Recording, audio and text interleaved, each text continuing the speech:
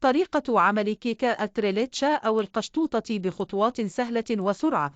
كيكة التريليتشا أو كيكة الحليب والكراميل هي كيكة تركية الأصل، وهي عبارة عن طبقة من الكيكة عليها طبقة من الكريمة ثم طبقة من الكراميل. كيكة التريليتشا. مقادير كيكة التريليتشا: 4 بيضات، 1.5 كوب من السكر، 2 كوب من الدقيق، نصف كوب من الزيت، 2 ملعقة صغيرة من البيكنج بودر، رشه ملح، 1 كوب من الحليب، 6 ملاعق من الزبدة، فانيليا. لسقي الكيك: 1 لتر من الحليب، نصف كوب من اللبن البودرة، 1 ملعقة صغيرة من الفانيليا. مقادير الكريمة: 2 باكيت من الكريم شانتيه، كوب أو كوبين ماء. مقادير الكراميل: 1 كوب من السكر، نصف كوب من الماء، 1 ملعقة صغيره من النشا، 1 كوب حليب، 2 ملعقة من الزبدة. خطوات عمل كيكة التريليتشا: في وعاء نضع البيض، السكر والزيت ونخفقهم مع بعض جيدا بالمضرب الكهربائي حتى تحصل خليط لونه فاتح. بالمنخل الصغير ننخل الدقيق، البيكنج بودر وملعقة صغيرة من الملح ونضيفهم للخليط السابق، ونقلب بالمضرب اليدوي.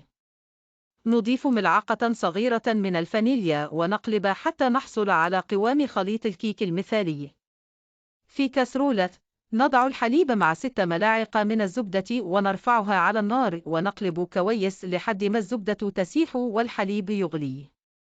نضيف خليط الحليب مع الزبدة لخليط الكيك وهو ساخن، ونقلب بهدوء في اتجاه واحد حتى نحصل على قوام خفيف. في صينية مبطنة بورق الزبدة، مقاس 24 أو 26 نصب خليط الكيك ونفرده ونخبطها كما مرة عشان نخرج الهواء منها، وممكن نحرك فيها عود خشبي في كل الاتجاهات عشان نخرج كل فقاعات الهواء. ندخل الصينية في فرن على درجة حرارة 180 لمدة ساعة تقريبا أو 45 دقيقة. المهم تراقبيها وأول ما تستوي تخرجيها من الفرن. نترك الكيكة تبرد 5 دقائق ثم نخرجها من الصينية ونكشط سطح الكيكة عشان تتشرب الحليب. نضع لتر الحليب مع نصف كوب من اللبن البودرة في معيار. نضع كوب الماء مع ملعقة النشا ونقلبهم مع بعض كويس ونضيفهم لخليط الكراميل ونقلب.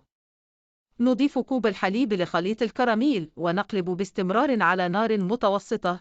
نتركه 5 دقائق ثم نضيف الكراميل على الكيكة ونفرده.